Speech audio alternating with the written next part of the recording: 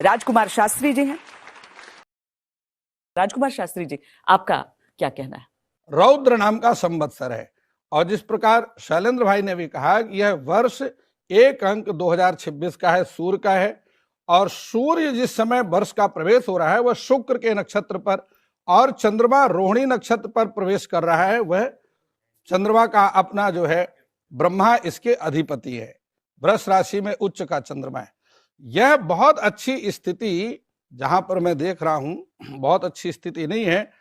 आदित्या गच्छति अग्रे पृष्ठे भवति सूर्य भूसुता, पृष्ठे भवति भूसुता। सूर्य आगे है, मंगल उसके पीछे चल रहा है।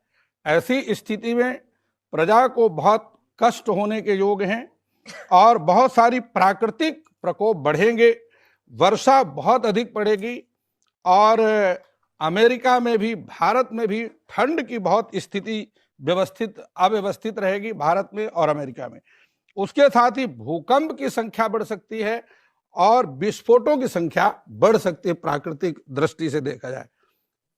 देखिए, मध्य प्रदेश में और दिल्ली में, उत्तर प्रदेश में, पंजाब, हरियाणा, यहाँ वर्षा के योग बहुत कम रहेंगे। अकाल की स्थिति क्वचित सौभाग्यैः क्वचित् देवमेव क्वचित परांग भूत पतितम फलम वा, कहीं वर्षा बहुत अधिक होगी और कहीं अकाल की स्थिति होगी। सरकार और प्रजा के बीच में मतभेद रहेंगे।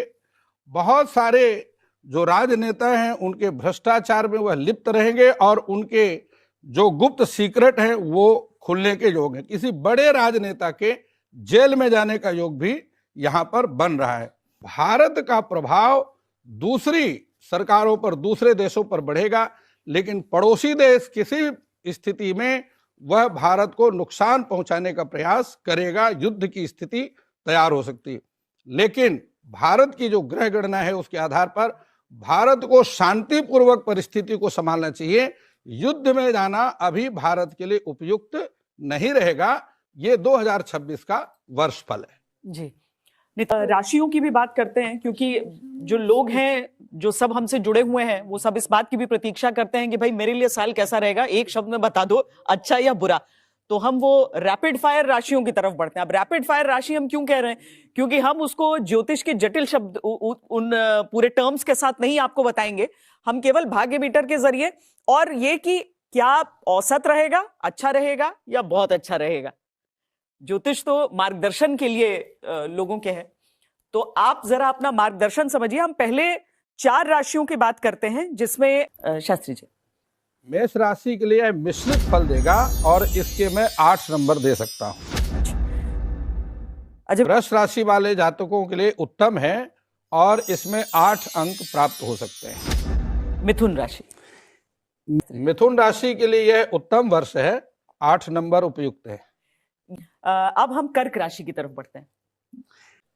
कर्क राशि के जातक वर्ष में कुछ परेशानी अनुभव करेंगे, इसलिए 5 नंबर उपयुक्त रहेगा।